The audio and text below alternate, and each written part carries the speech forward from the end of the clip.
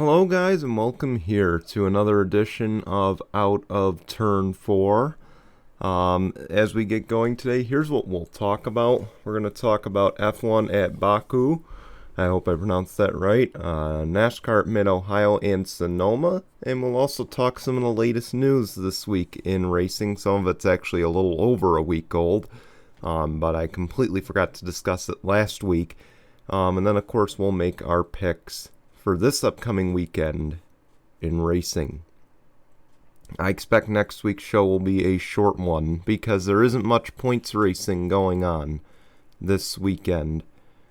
But let's get into it. Let's start with F1 at Baku. So, of course, Perez won the race. That's actually shocking just because,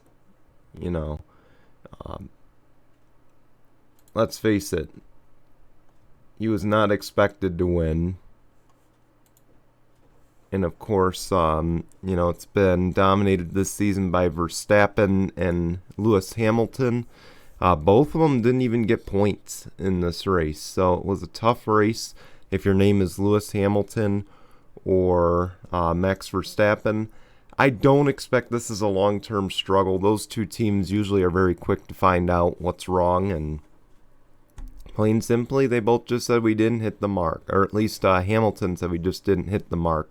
So I don't expect this to be a long-term struggle. I expect they'll be rebounding at the next race. Let's move on to NASCAR at Mid Ohio. AJ Allmendinger's a winner once again. This is a race I thought would be dominated by Austin Cindric, and he proved me wrong. So, needless to say, I'm shocked, but I'm not at the same time because AJ Allmendinger's just so damn good at Mid Ohio. He's just proving again why he's going to be, Austin Cindric may have this championship won before the season started. But I assure you that AJ Allmendinger's not going down swinging. He, I think, is the biggest threat to Austin Cindric. And in fact, I believe both of them will be headed up to the Cup Series next year. So this battle will continue on the Cup circuit. But we'll see. I saw the finish of that race. It was probably one of the best races I've seen on a road course in a while. Of course, Austin Cindric got dumped. It's unfortunate for him. But looks like I missed a good race, so sorry I missed that. But anyway, over on NASCAR at Sonoma, though, man, this is going to be a short episode if I'm just flying through everything. Kyle Larson, he swept both stages, and he won the race at Sonoma. He sure has learned a lot, and I'm telling you, he is on a FU tour right now. To say the least, he is on the FU tour because he's just wound up. He wants to win. He wants to prove that he belongs in the sport. And keep in mind, he doesn't have much sponsorship. Mr. H is funding that car almost entirely out of his pocket. But, he wins at Sonoma. His first time ever going back-to-back with wins. I guess that poses the question because this is the fourth straight Hendrick victory or fifth straight, one of those two. But I ask the question though, is Hendrick the team to beat? Are they the best team right now? Short answer, yes. William Byron is having a career year. Alex Bowman is having a hell of a year. But at the end of the day, Chase Elliott, he's got a little work to do. I think he's not as good as he's been made out to be this year. I think he's definitely got to work on some stuff, of course, right now, a new spotter. They've had a lot of races where they've gone to the rear. Things that definitely set a team back. They got a little work to do in that Hendrick stable. Alan Gustafson, Chase Elliott may have to go back to the drawing board a little bit. I mean, they're getting good finishes, but they're not closing out victories. Everyone thought this race was going to be handed to Chase Elliott. It wasn't. I thought it was going to be Truex at the end of the day. He competed, but Larson's proving he is probably going to be a guy that's going to be a force to be reckoned with when we get into the later rounds of the playoffs. Right now, he has an overwhelming lead in playoff points right now. Of course, sweeping the stages at Charlotte in a snooze fest, sweeping the stages at Sonoma, winning the races.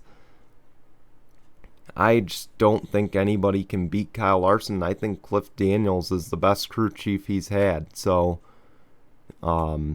needless to say, I think this is Larson's season to lose. But at the same time, Hamlin has been so consistent. Denny Hamlin's been so consistent this year. He's put up points. He's probably the biggest threat to Larson early on. Of course, Truex is a threat right now. To be honest, it's more of a Chevy and Ford kind of Chevy and Toyota kind of season right now. I don't see much out of the Fords yet. They need to get their shit straight, basically. It doesn't look like they have their shit on straight yet. Penske's struggling. Stewart-Haas Racing is the biggest struggling team right now. So, needless to say, outside of the 500, just the Fords have not been up to par, I guess is the way to put it. I wouldn't say they haven't been good, but they haven't been up to par. And I hope they can get that under control. But as of right now, I mean, Mike Joyce said it on the broadcast in the final stages of the race, those top 5, any of those guys are going to be vying for the championship 4, and I agree with him. I think it's hard to say. I don't think we can say Chase is going to get there yet. I don't want to say that quite yet. He's still got some work to do. But as of right now, I think it's absolutely Kyle Larson's season to lose at this point. But again, we're hitting the midway point of the season. Things can change, and things have changed before. So I don't want to say it's Kyle Larson's yet, but he is definitely the early favorite for this championship. And I'm telling you, a season off and a lot of time to think, he's definitely wanting to make up for the fact that his career should have been ended on what he said on a broadcast on Twitch. So, we'll see. I hope he can keep this run going, but you never know. Moving on to the racing news. This is actually this week's news. In fact, yesterday's news, as a matter of fact. Santino Ferrucci has announced he will be running for Rahal Letterman and Lanigan Racing, and he will be running in the Detroit GP. Of course, he had a really good run in the Indianapolis 500. I believe he got a 6th place finish or a top 10, something like that. He definitely got a top 10. And this is just well-deserved. Ferrucci is a guy we need in the sport. He's an aggressive guy. But he's not like, I guess he's just willing to take chances is what I'm going for. And that's what this sport needs right now, is drivers like him who are willing to take chances and willing to ultimately wreck the car in order to put on a good show or, get a good finish. But I think he's a good driver. I really, really hope this leads to a full-time ride. In fact, I'm wondering if it does, and that's why Rahal's putting him in the car for the road course, because this came out of nowhere. Let's put it that way. This came out of nowhere. And it's no secret that Rahal Letterman Lanigan has wanted to expand to a 3-car organization. It was rumored they were going to when Hinchcliffe was let go by Arrow McLaren Schmidt Peterson.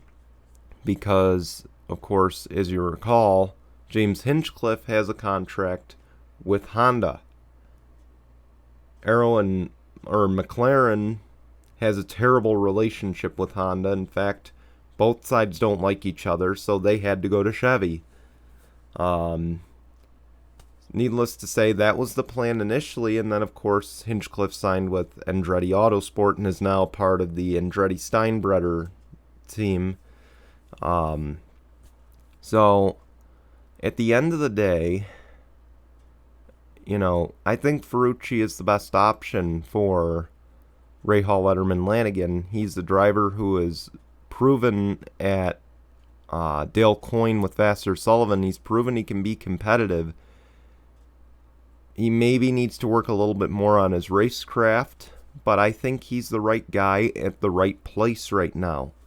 Of course, he's going to have Takuma Sato, so now they've got it's very clear the direction that this program wanted to go in with Takuma Sato, because Takuma Sato, in a way, is kind of like Santino Ferrucci. He's willing to take risks, and of course it showed that one Indy 500 when he raced with Dario Franchitti. He'll wreck the car trying, and it's either I'm going to win or I'm going to come back with the steering wheel, and that's basically what kind of driver he is, and that's kind of what I see in Santino Ferrucci.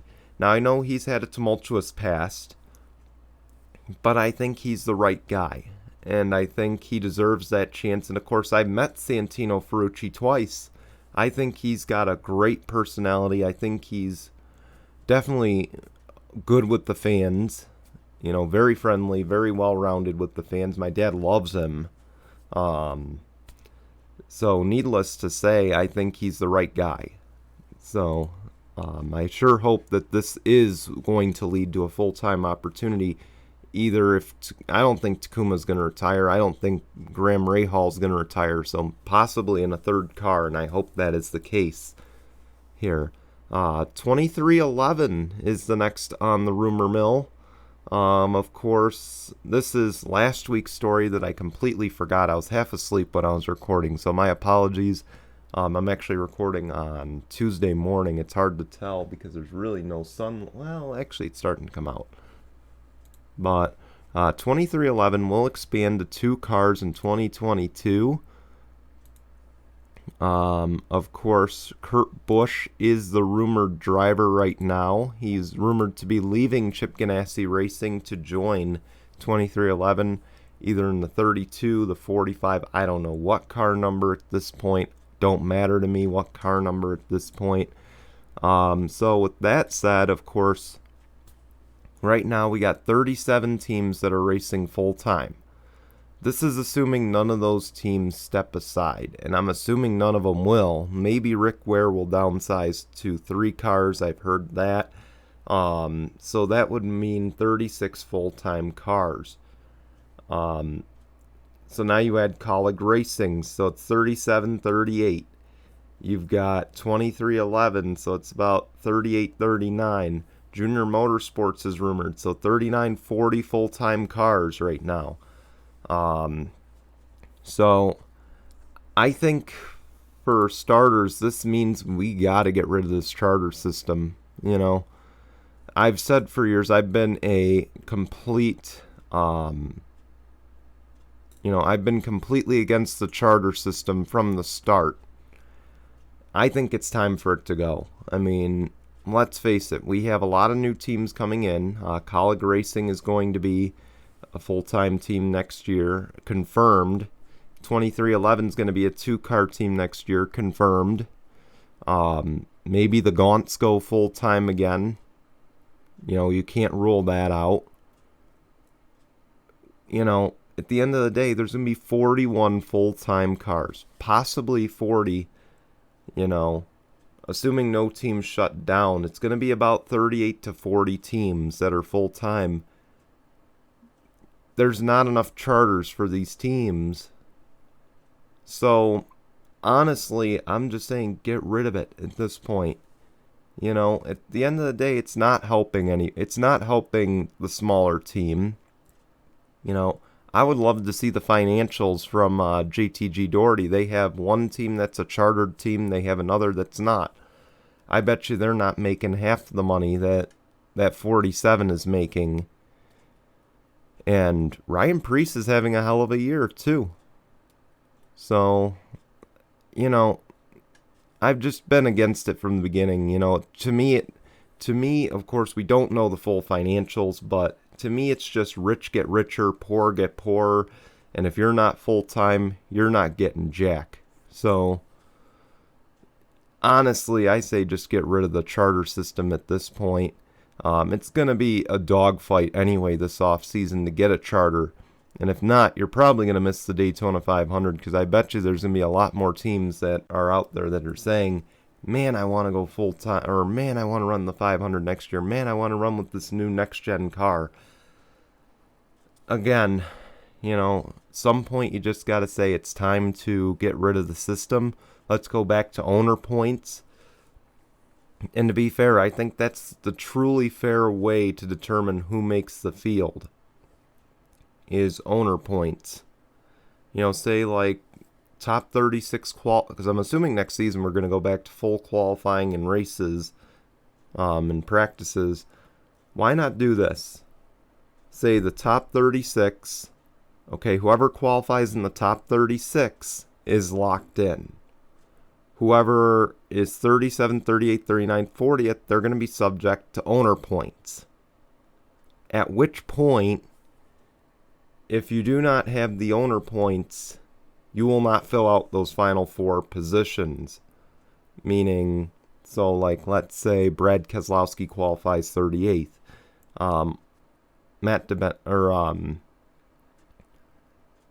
Kevin Harvick qualifies outside. 2 of the Rick Ware cars qualify outside the top 36. Now it comes down to owner points. Actually, that was probably a bad analogy because I just listed 2 champions. But still, I think that would be a much better system. And I don't think anyone can disagree with that. With these new teams coming in, it's just going to hurt these new teams starting out.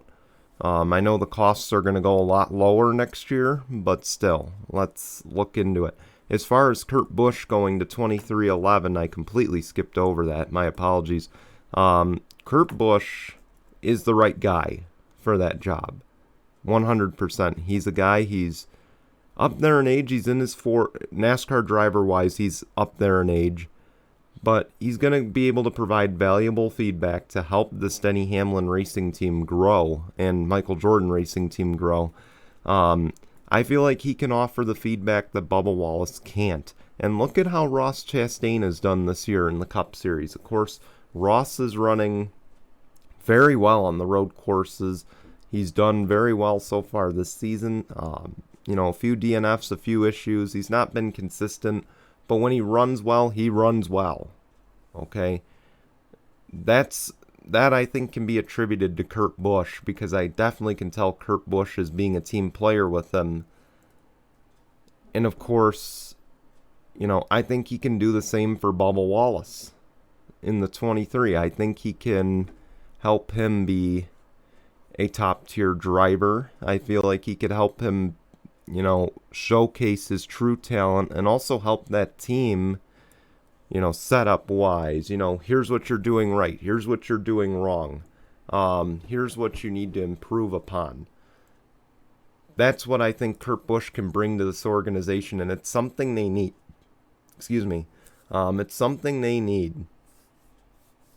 So I surely hope that 2311 looks into it. I hope Kurt Busch will accept the offer, and I feel like it could put him in a position to win nonetheless. Chip Ganassi's going to put him in these fringe situations. Matt McCall has been a hell of a crew chief for him. We know Matt McCall is a unorthodox crew chief. He's going to call random strategies, and sometimes they pay off, other times they don't. But I feel like, he's, at the end of the day, he puts Kurt Busch in a situation to win at Chip Ganassi in a car that's maybe not built to win races. He goes over there. He's with the Toyota camp now. He's in a situation where he can win races. Maybe Matt McCall follows him over there, and those two can build off their chemistry there. But who knows? Toyota's got a whole list of people that are crew chiefs over there, or former crew chiefs. That business is so cutthroat, but they keep them. So who knows, to say the least. Anyway, let's get on to the picks for the weekend. It's that time of the day. Let's start off with the NASCAR Truck Series at Texas. Of course, correction. We're not going to go on to picks yet. I forgot one more thing. Superstar Racing Experience will start this weekend at Stafford.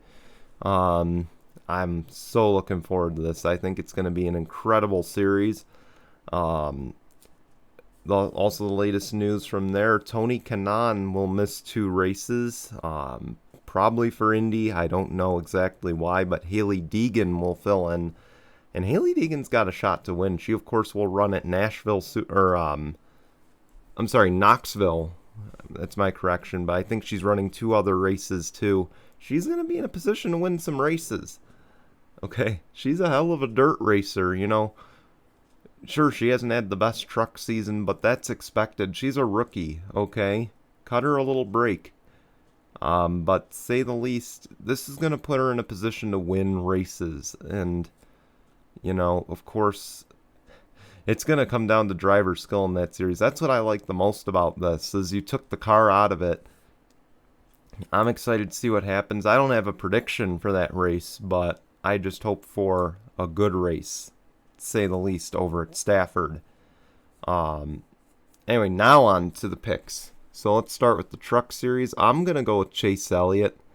But I think Josh Berry might have a say in this too. Ross Chastain, I know he's with Nice Motorsports. We rip on Nice Motorsports on this network, but I think those guys are going to have a say in it. I wouldn't be shocked, though, if, Ben Rhodes wins it. I think any one of those 3 can win it, but I'm going to pick Chase Elliott just for the sake of picking him. Of course, Adrenaline Shock backing him over at GMS this weekend. Okay, so now on to the Xfinity race. Kyle Busch, we already know who's going to win it. Kyle Busch is going to get his 99th or 100th win. I don't even know anymore, but he's going to win. Okay, I'm not even going to make another pick about it. He's always good at Texas in the NASCAR Xfinity Series, so it should come as no surprise that he's the pick to win. I'm not going to pick the All-Star race or the All-Star Open, just because it's not a points race. I don't really care. It's going to be a shitty race anyway. Same with the truck and Xfinity race. But I think this is going to be the race of the weekend, though. The doubleheader at Belle Isle. My first pick for race 1. I'm not actually going to pick based on race. I'm just going to pick the winner or winners of the doubleheader. So I think Pato O'Ward will win 1 race, and I think Joseph Newgarden's going to win another. Pato's looking good, to say the least. Pato's looking good. I wouldn't be shocked to see Scott Dixon run well. Maybe he gets his 2nd win, but I think Joseph Newgarden finally gets a win. And I wouldn't be shocked if Pato gets a win too. I think Chevy is finally going to get on the right track in IndyCar in this race weekend. So that's my predictions. That's all I've got for you this week, guys. Thank you for watching. Be sure to like or dislike, subscribe, and tune in on Sunday. We will be back with Tinkle Sports Talk, so we hope to see you at 9 a.m. Eastern. Also, just before I go as well, big announcement. This week's live stream of Tinkle Sports Talk that happened this past weekend, it is now available on audio platforms. I apologize for not having it up yesterday. I just got too busy and too tired to take care of it. So it is up now on the audio platforms. So if you have Apple Podcasts, Google Podcasts, or Spotify, you can listen to our podcast now. Anyway, thank you guys for watching. Till next time, goodbye, everyone.